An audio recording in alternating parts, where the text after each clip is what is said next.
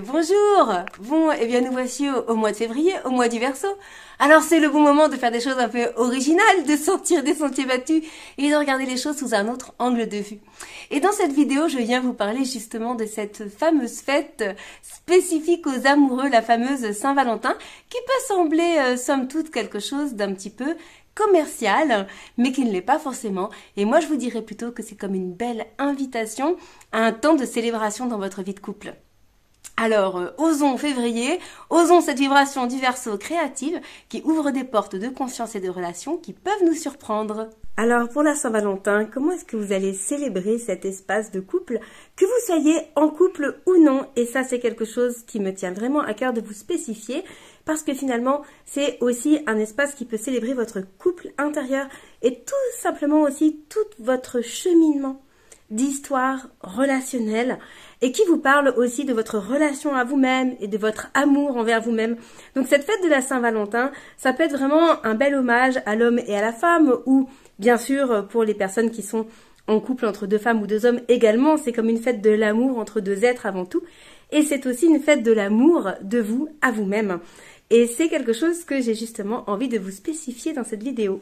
Est-ce que la Saint-Valentin, c'est une fête que vous aimez, une fête que vous célébrez, une fête que vous trouvez uniquement commerciale, ou est-ce que c'est un moment qui est justement une belle invitation à aller explorer votre saveur, vos désirs, vos élans, qu'ils soient envers quelqu'un ou envers vous-même? Pas obligé de demander à votre compagnon ou à vous-même de vous attendre avec une rose dans la bouche, en slip dans le canapé. Vous pouvez aller vers quelque chose de beaucoup plus profond, sensible et qui vous ressemble, mais sans oublier les notes d'humour, ça fait pas de mal non plus quand même, hein.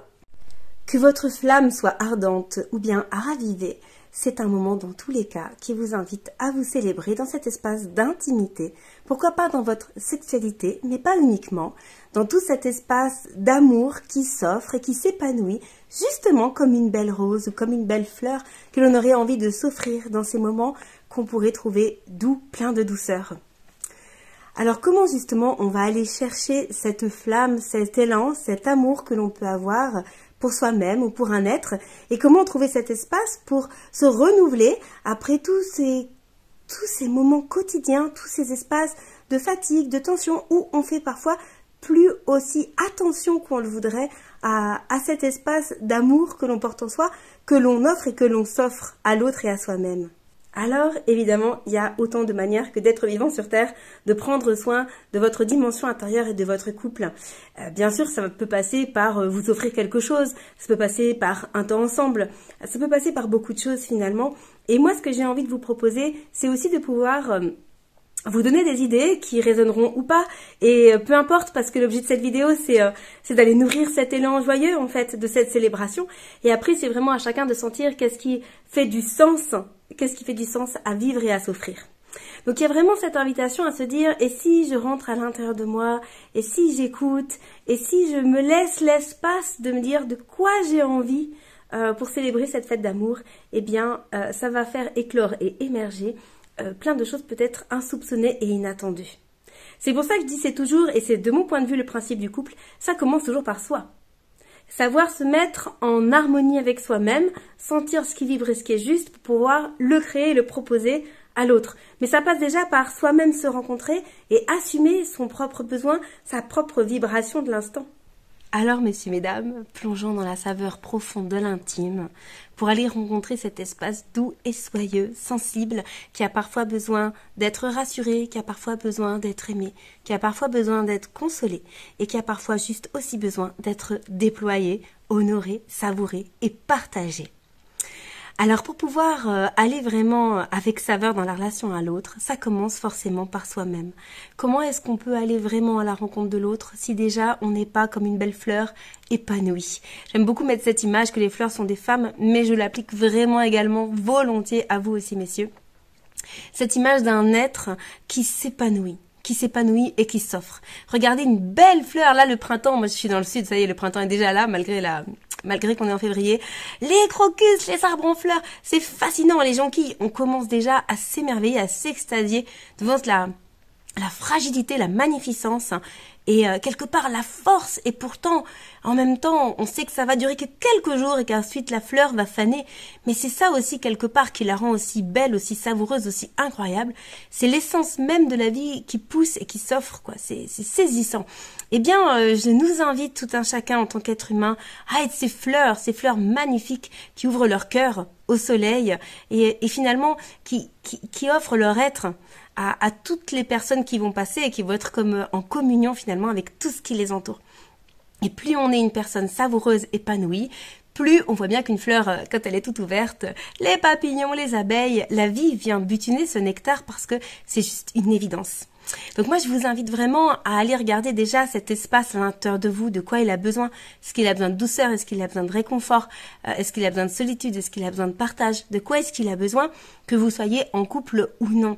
C'est une fête qui vient comme célébrer cet espace de votre intimité, de votre masculin, de votre féminin, de votre vie de femme, de votre vie d'homme, de votre vie de parent, de votre vie en général. Et comment vous avez cet espace qui n'est que pour vous-même là tout à coup.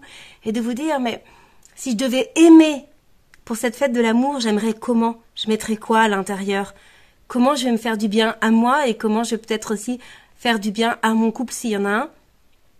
Ou tout simplement m'honorer si je suis seule? Comment je peux faire de cette fête, non pas le fait d'être seule et de me dire « Ah, c'est la loose, je suis toute seule », mais au contraire, un moment qui soit une vraie fête d'amour et de célébration amoureuse envers vous-même.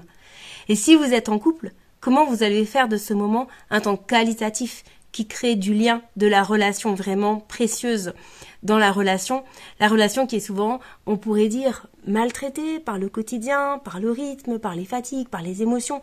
Et comment est-ce qu'on ramène cette saveur créative? J'ai pas envie de dire des premiers instants, parce qu'on est beaucoup plus riche que dans nos premiers instants amoureux.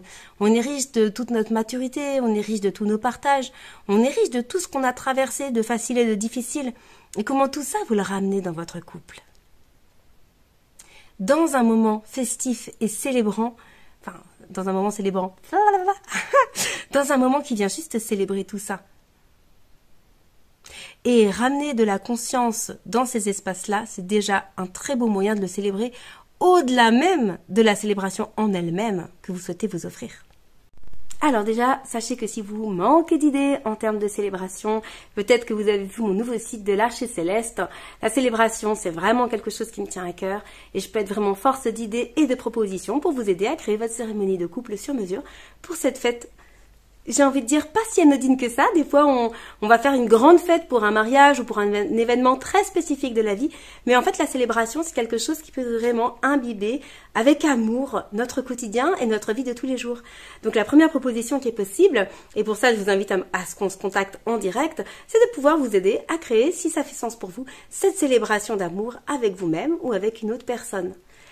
La deuxième proposition que je peux vous faire, parce qu'on peut faire tellement de choses pour fêter cette fête-là, c'est de pouvoir vous offrir un espace un peu plus conscient dans votre sphère intime et relationnelle.